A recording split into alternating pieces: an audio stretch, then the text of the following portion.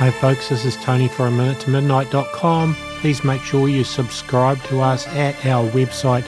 Go down the right hand side of the page and enter your email address. Well, the world's marching on towards global government and a digital ID and control ultimately of the population, those which they don't depopulate. And I want to just cover a few things in relation to all of this in this short video. First of all, I'll start off with an article at globalresearch.ca. The road to worldwide digital tyranny. The QR code verification app goes global. A QR verification code is now being developed to be applied worldwide simultaneously in 194 member states of the UN with a combined population of 7.9 billion people. The worldwide QR verification agenda is to be carried out under the auspices of the WHO as liaison with ID 2020 and the Gavi Alliance, both of which are funded by the Gates Foundation. Peter Koenig describes the QR code as an all-electronic ID linking everything to everything of each individual, records of health, banking, personal and private, etc.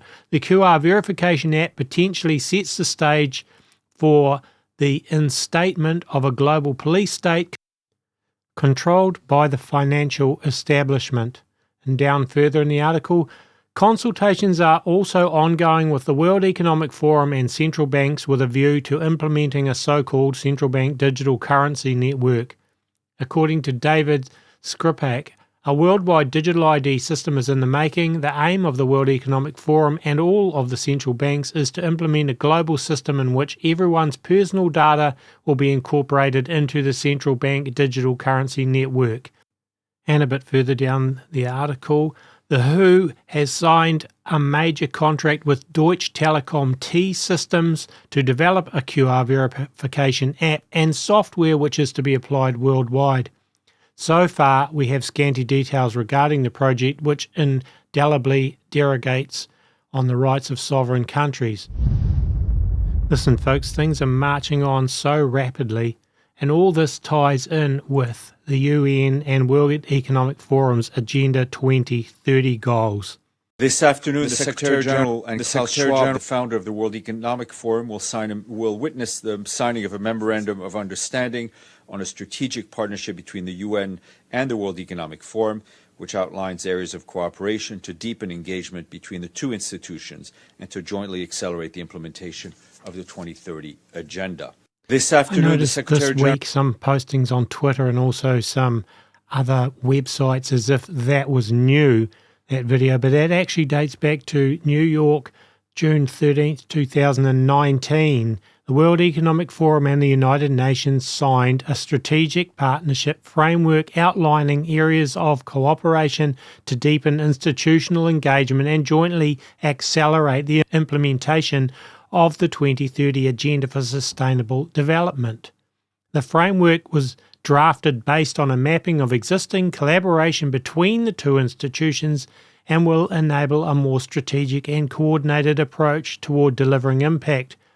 The UN Forum Partnership was signed at a meeting held at United Nations headquarters between UN Secretary-General Antonio Guterres and World Economic Forum founder and executive chairman Klaus Schwab. Meeting the Sustainable Development Goals is essential for the future of humanity. The World Economic Forum is committed to supporting this effort and working with the United Nations to build a more prosperous and equitable future, said Klaus Schwab, World Economic founder and executive chairman. What a load of rubbish, Klaus Schwab. You're not interested in equality? Okay, carrying on. The new strategic partnership framework between the United Nations and the World Economic Forum has great potential to advance our efforts on key global challenges and opportunities from climate change, health and education to gender equality, digital cooperation and financing for sustainable development. Rooted in UN norms and values, the framework underscores the invaluable role of the private sector in this work and points the way toward action to generate shared prosperity on a healthy planet while leaving no one behind, said Antonio. And of course that is June 2019, only a few months before they jointly did an Event 201 where they practiced for a coronavirus pandemic, which then of course came out just a little bit later. How very convenient. And only a few months after that they were jointly involved in the launching of the Great Reset. Now, if you realise that everything that's going on in the world, especially in major events, is all designed to steer us towards the Great Reset, Fourth Industrial Revolution, New World Order, whatever you want to call it, the global government that these elites want. And what about war? What about the Ukraine war and economic wars? Well, let's flip across to an article at altmarket.us written by Brandon Smith called Economic World War, Who Benefits and How Much Time is Left? Brandon Smith says, there is nothing you cannot eventually understand in terms of geopolitics as long as you accept the fact that international conflicts are generally engineered and are always designed to benefit a particular group of establishment, power brokers and financial elites. If you're one of those people who assume all of these events are merely random and unfortunate coincidences, then you'll remain in the dark for the rest of your life, and you will never grasp why terrible things are happening to you as the world falls apart. You'll go to an early grave because you're unprepared while still thinking you were the smartest person in the room. Many factors connect the Kremlin to globalist institutions like the World Economic Forum, the Bank of International Settlements, the International Monetary Fund, elitists like Henry Kissinger, and international banks like Goldman Sachs. The reality is Russia has long been attached to globalist interests, and this is not going to change because of the war in Ukraine, just as it did not change after Russia annexed Crimea. China, of course, is even worse when it comes to collusion with globalist institutions. The nation accrued trillions of dollars in debt because this is a prerequisite for joining the International Monetary Fund's special drawing rights basket of currencies. Yes, China went from being a nation of minimal debt to being trillions in the red just because the IMF demands liquidity for a nation's currency and bond instruments to be considered viable for their global centralization initiative. This is not the behaviour of a country that is anti-globalist. Why engineer a war? Simple. When you play both sides of a chess game, you always end up the winner. Beyond that, chaos is the ultimate recipe for advancing draconian agendas that the public would never allow to pass during peacetime. The puppet masters behind all of this drive for a new world order, the transhumanist movement of the Fourth Industrial Revolution, the deliberate collapsing of the global economy and the creation of food shortages and famine, which is currently happening, and resetting the world's economies in line with their Great Reset and Agenda 2030 goals, are increasingly obviously aggressive in their goals. And they won't tolerate any opposition.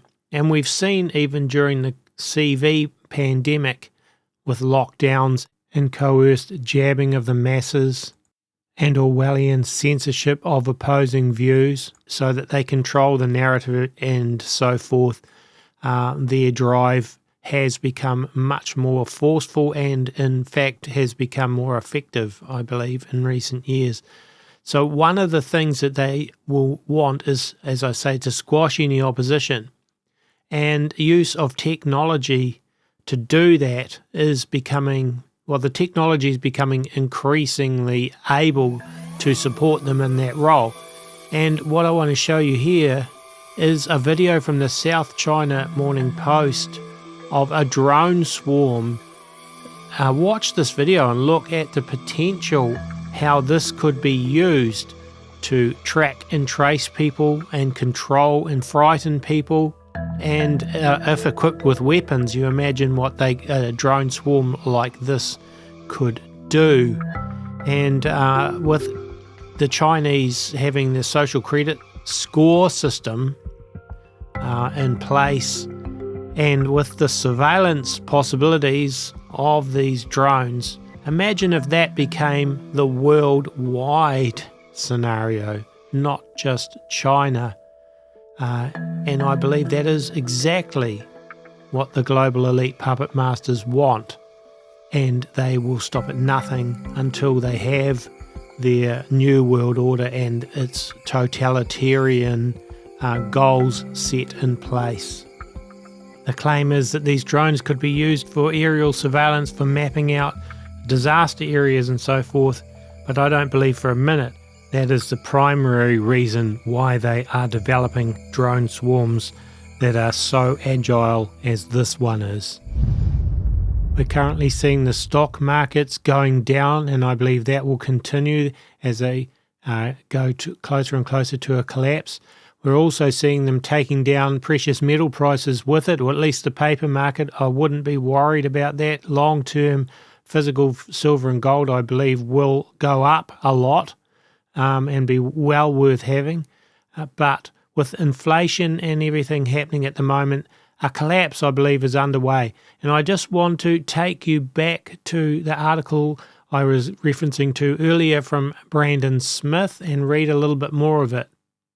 Brandon says, the year 2030 is consistently mentioned by the United Nations, the IMF, the WEF, and the rest of the cabal of globalist institutions as the endgame date for their Great Reset agenda.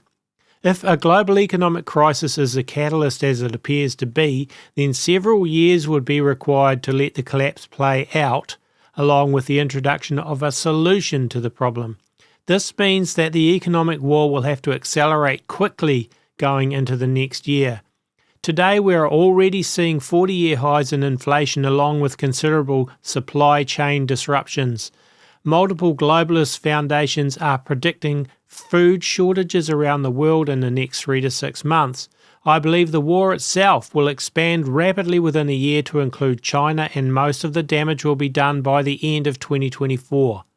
This will all depend on how fast exporters, mainly China, dump the dollar, that's the US dollar. The dollar dump will be the primary trigger. A significant part of the World Economic Forum's Great Reset agenda and the International Monetary Fund's special drawing rights global digital currency initiative require the end of the dollar as the world's reserve currency. This is a process the globalists have been talking about openly for some time. It's not conspiracy theory, it is conspiracy reality. The IMF has argued on many occasions that the global currency framework must be managed by a centralized entity that can prevent national governments from exploiting currency trade for their own ends, and this includes digital currencies. The stage is already set for this narrative. The US will be painted as an example of why nationalism is a path to disaster and why no single nation should be trusted with so much power in the form of a world reserve currency. That kind of power tempts governments not only into excessive money creation and debt-financed spending sprees. New money is fabricated to pay for old debts, thus debasing and degrading the dollar's purchasing power worldwide, also known as inflation. Thus, it is only logical that a global central authority with no national loyalties be put in control of an international reserve currency, right? Maybe a multi-currency basket system or perhaps a single world currency to prevent any further tragedies and abuses of power from ever happening again. Wouldn't that make you feel safe? Don't be fooled, it's a complete con.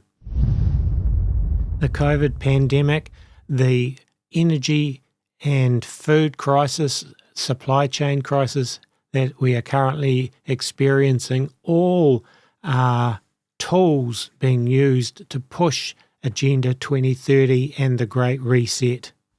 All of the crises have been engineered deliberately to forward the goals of Agenda 2030 and the Great Reset. But we need to do much more and much faster, especially to avert climate catastrophe. We must limit global temperature rise to 1.5 degrees, and we are far off track. To keep 1.5 alive, governments must have cut emissions by 45% by 2030 and achieve carbon neutrality by 2050.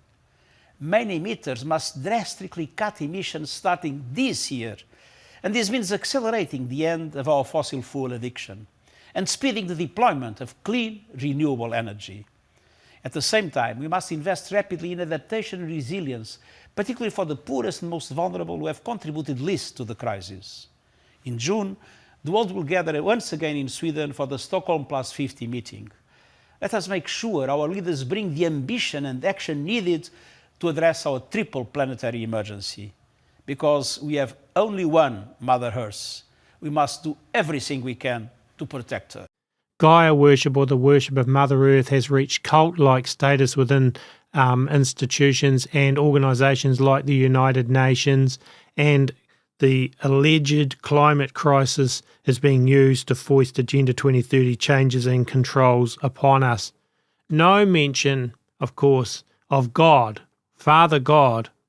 And as Christians, it's really important that we do now have our eyes focused where they should be, and that is on God, and that is on salvation through Jesus Christ. There is no other answer. And going forward, we're going to need to very much have our eyes focused on the truths of the gospel and reading what Jesus said about these end days times. Get familiar with what the Bible actually teaches is going to happen in the end times, and see how all these global events are playing out exactly how the Bible predicted that they would. The foretelling through prophetic words, through the utterances of Jesus and some of the prophets, are coming to pass exactly as stated in the Bible. And if you read the book of Revelation and the book of Daniel, you will see where things are going to unfold. And of course, ultimately, the mark of the beast will be introduced and foisted upon people, and that is not far away at all, I believe. So get your eyes on the Lord. That's all we can really do at this point. It's the most important thing we can do. But also make some sensible preparations regarding food, clothing, shelter, water, maybe precious metals, and so forth as well. Now, A Minute to Midnight's run 100% by donations. Really appreciate people that donate to help us keep this running. Really thank you people that do. You can do that at aminutemidnight.com, which we also want you to subscribe to our blog there. So go down the right hand side of the page and subscribe if you haven't done so, to receive notifications of all of our shows and videos and articles and so forth. The music used in these videos I've written, played and recorded as well. So that's it for this video. God bless, and God willing we'll be back with more in a short time.